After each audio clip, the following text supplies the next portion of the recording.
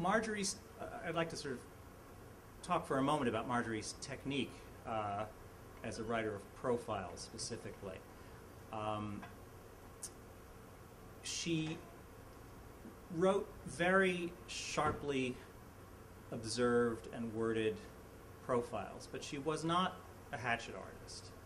And I think that the dimension that Marjorie had in her journalism that you seldom see is an ability to cut through somebody's kind of image-making machine and observe that person's weaknesses, but also to observe that person's strengths, and also to observe how the weaknesses came to be.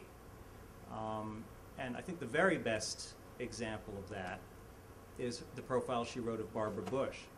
At the time that piece appeared in the summer of 1992,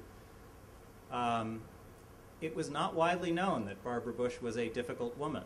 If you sort of think back to that time, you'll remember that the image that Barbara Bush enjoyed was of being America's grandmother, a lovely, self-effacing woman with perfect manners who, thank God, wasn't Nancy Reagan.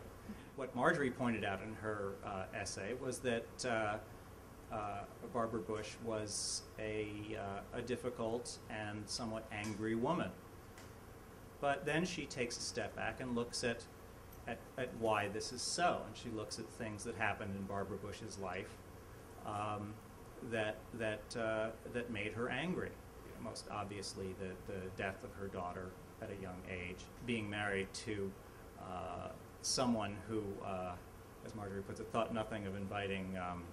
I'm not getting this exactly right, but thought nothing of inviting 50 of his best friends over for lunch on a moment's notice. I think Marjorie does a wonderful job in this piece of really getting across to you how antiquated the existence is of political wives and how frustrating it can be. She didn't just say, here's Barbara Bush, this scary woman. She said, here's why she's scary. And maybe you'd be scary too if you had these experiences. Her personal essays, I'll just let speak for themselves. They're the most powerful things Marjorie wrote.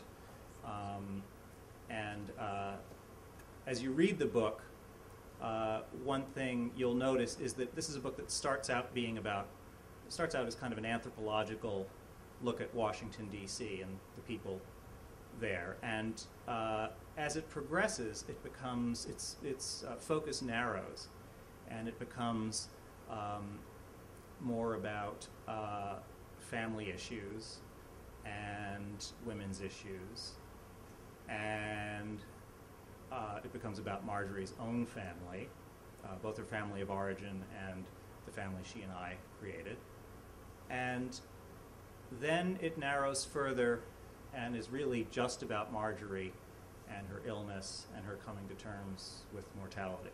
So what you have here is a book that starts out as a work of journalism and ends up being a memoir. And